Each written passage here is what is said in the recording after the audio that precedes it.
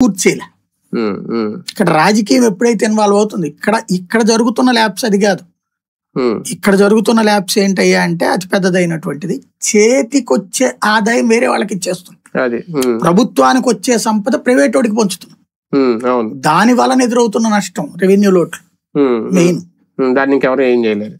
Right, చూద్దాం. అప్పులు ఇది ఇలాగా కుప్పలుగా పెంచుకుంటూ పోతారా? ఇప్పుడు కాగి చెప్పిన నివేదిక ప్రకారం చూసుకుంటే 62,000 కోట్ల రూపాయలు, అది కూడా 6 నెలలకి. ఇంకా అవి పెరుగుతాయా? సంపద సృష్టి అనేది మొదలయ్యే వరకు అప్పులు తప్పవా? ఆంధ్రప్రదేశ్లో ఇప్పుడు ఇది ఒక పెద్ద చర్చ. మరి దీని మీద ప్రభుత్వాన్ని క్లారిటీ ఇస్తామని చూద్దాం.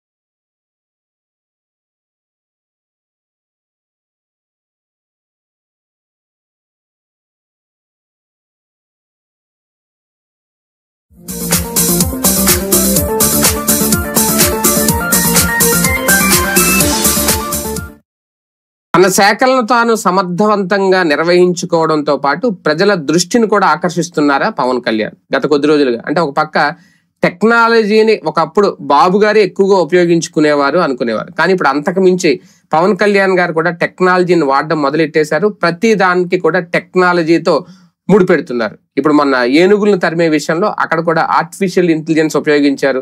సోలార్ ద్వారా కొన్ని యంత్రాలను పెట్టి అక్కడ కొన్ని తుపాకీ సౌండ్లు వచ్చేలా చేసి అక్కడ కొన్ని కుంకి ఏనుగులు తెప్పించారు. వాటితో పాటు ఆ అడవుల మీద దాడి చేసే ఏనుగులను వెనక్కి పంపించే మార్గం. ఇప్పుడు తాజాగా స్మగ్లర్ని ఎర్రచందనం స్మగ్లింగ్ అనేది జరగకుండా, ఎర్రచందనం దొంగలకి తరలిపోకుండా జియో ట్యాగింగ్ అమలు చేయాలి, ప్రతి దానికి జియో ట్యాగ్ పెట్టాలి అని చెప్పి అధికారులకు ఆదేశించడం. ఇవన్నీ ఒకటైతే ఆయన శాఖల మీద ఆయన ప్రత్యేకంగా ఫోకస్ పెడుతున్నారా ఇంతకు ముందుతో పోల్చుకుంటే? అంతే, ఇప్పటివరకు ఏ అటవీ శాఖ మంత్రి, ఏ మంత్రి ఇనిషియేట్ తీసుకుని తన శాఖలకు సంబంధించి ఇలా పనిచేసినట్లేరు.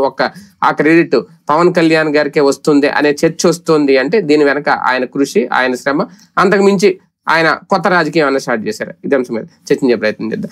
సార్, ఫస్ట్ అంటే ఆయన పనితనం ఒకసారి ఒక రకంగా పనితీరు అనాలేమో, ఎప్రిషియేట్ చేసేంతగా అది కూడా టెక్నాలజీని ఉపయోగించుకొని ముందుకు వెళ్ళడం, ఒక మిత్ర పక్షంగా ఉండి కూటమిలో ఉండి ఇలా చేయడం పవన్ కళ్యాణ్ గారికి మాత్రమే సాధ్యం అవుతుందా? సహజంగా అంటే ఆ